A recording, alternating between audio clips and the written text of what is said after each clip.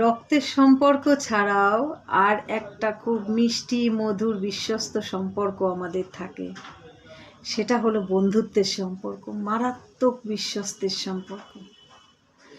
সেই সম্পর্ক মানে জীবনের প্রতিটা ধাপে প্রচুর নতুন নতুন বন্ধু আমাদের সঙ্গে জুড়ে, কিন্তু সব বন্ধু কি আমাদের সঙ্গে টিকে থাকে না। জীবনের এক একটা পর্যায়ে নতুন বন্ধুরা আসে, পুরনো বন্ধুরা কত চলে যায়, গুটি কয়েক হয়তো জীবনের শেষ পর্যায়ে অবধি জুড়ে যায়, কিন্তু বন্ধুত্ব খারাপ হয় কি করে?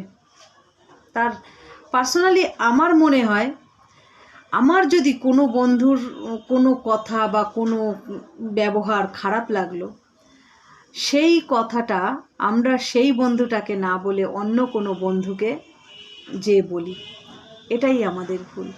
আর মানে অজান্তেই আমরা তাকে মনে আঘাত দিয়ে ফেলি।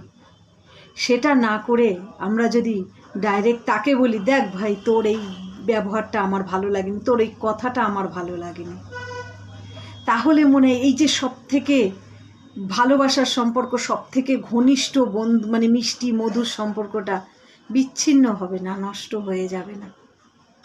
আমরা তাকে বলে সেই মুহূর্তটাকে, সেই মানে মিসআন্ডারস্ট্যান্ডিংকে যদি একটু সলভ করে নিতে পারি।